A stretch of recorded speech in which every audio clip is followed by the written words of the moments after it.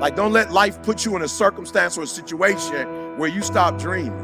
Like, don't let life put you in a situation where you are helping somebody else make their dreams become a reality. You forgot you have your own. Like, don't do that. Don't get so caught up giving some job 30, 40, 50, 60 hours of your day that you don't have any time left for yourself. What are you made of? What are you prepared to do? Are you holding on to something that won't help you to push the extra mile? That won't help you to push that extra rep that you need? You should care because it's the greatest joy. You should only listen to this if it's leading you down a path that makes you feel more alive, and that's the point. The point is to get in touch with something that makes you feel great, but not to let yourself starve or be stopped. And so what we're gonna do right now, we're gonna get back to the basics, right? We're gonna get back to, and you know, I wake up every day and people say, yo, E, what's the thing? I know you say execution, but like, what's that thing? And it's like to be fruitful, to multiply, to have dominion. Like, no. When I wake up every day, like I claim that the first commandment, not the one later down in Exodus, like the first one in Genesis, was I was commissioned to be fruitful, to multiply, and to have dominion. Like, that's what I was commissioned to do. Like, that's the command. And so I want you to write down those dreams and goals that you still have that you have not accomplished. I want you to write them down. Now do me a favor, don't adult me, don't life me. I'm not interested right now in reality. I don't want to talk about reality right now. I remember CJ, he's the president of my organization, and CJ and I used to talk, and I was like, CJ, that's not real. And he said, E, don't let the truth mess up a good story. I'll give you an example of that. Unfortunately, right now, many of you know that my dad has cancer. He has a type of cancer called liposarcoma. 3 years ago, I had no idea what that word even meant. I had never heard that word uttered in my life, liposarcoma. And maybe you've had this experience before too, if a family member's come up with diabetes or a heart issue or any type of health issue even for yourself. You're not a doctor, probably most of you listening to this, but you've become pretty knowledgeable, haven't you, about some area of your life, whether that's something you've studied in school or a career you've chosen you didn't think you'd choose, or like in my case, there was an illness for my dad. I consider myself pretty damn close to an expert on that topic now. I've read so many books, I've studied, I've Googled, I've read research, I've read about the different chemos, alternative treatments, I've read about eating green. I mean, you name it, right? Like, I've gone crazy on that topic. And again, I'm not an oncologist, but I went from knowing absolutely nothing to 3 years later having an immense amount of knowledge. It's probably one of the 10 things I know most about in my life right now. And so that's because I got obsessed with it. Don't do that. We're not doing that right now. And so do me a favor, I don't want reality right now. I'm not interested in how much your student loans are. I'm not interested. Because your student loans are sucking your dream. I'm not interested right now. And I got a divorce, and right now I just can't. I'm not interested. I'm not interested. Eric, I lost a child and you don't know what it's like to. I'm not interested in your reality right now. I want you to get back to your dreams.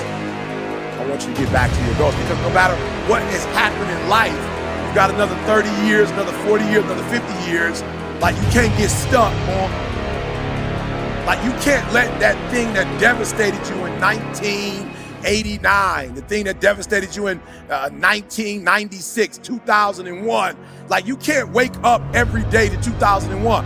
2001 was a tragedy, yes it was, but you can't stay there. You can't keep waking up to that. You gotta wake up to your dreams and go, look, I always tell people, we all go through pain, get a reward for yours. Can you do that with where your goals and dreams are? Like, really, can you do it? Because the truth of the matter is, in society today, society is conspiring all the time in our culture to completely distract you so you never win. To just divert your focus and attention. Look over here, look at this shiny thing, look at this TV show, look at this sports team.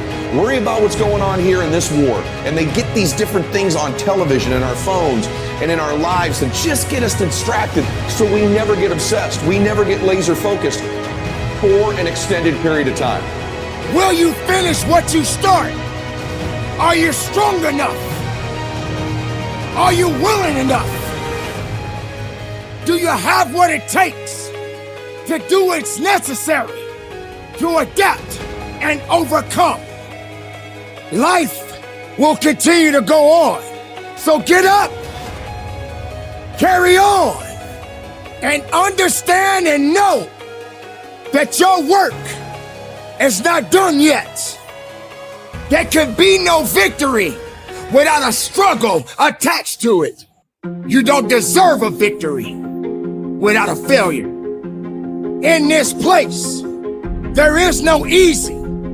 You can't be the best makeup of yourself being easy. It is time for you to show up. It is time for you to show out.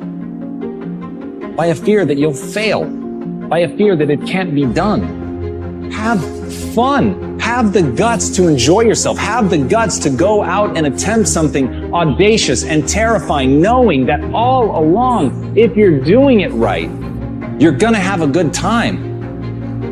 So all of this, going balls out, trying to prove something to yourself, trying to do something amazing, never lose sight that it's to build a better life. Never lose sight of the fact that you're doing it to create the person that you want to be. Never lose sight of the fact that it should be fun. And learn from the failures and move forward with a purpose. For purpose is within you, and only failure is there to teach you. It is time to take control of your now, to be able to get back in the driver's seat, to understand that you must be tougher than your life. But what is life? What does life mean to you? Do you feel that life is holding you back? Are you blaming your life for the difficulties that you face day in and day out? Why does life have to be so difficult?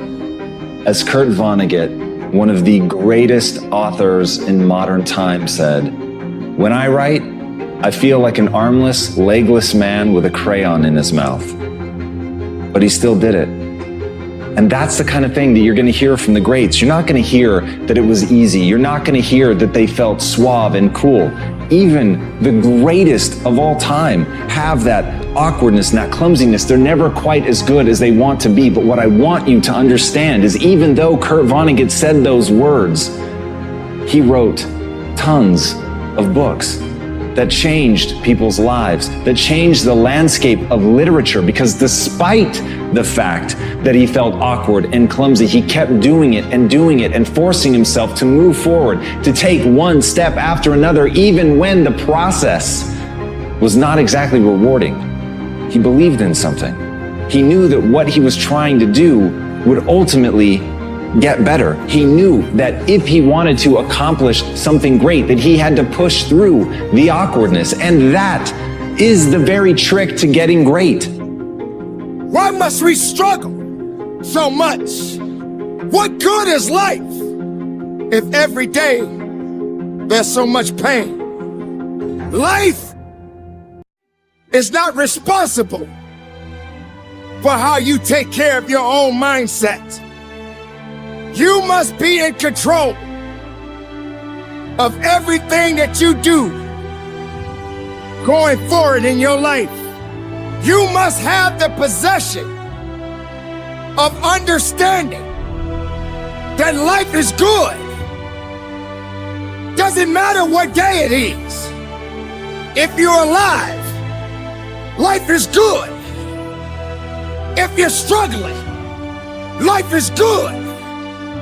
If you're having a bad day, it's a day to make a difference.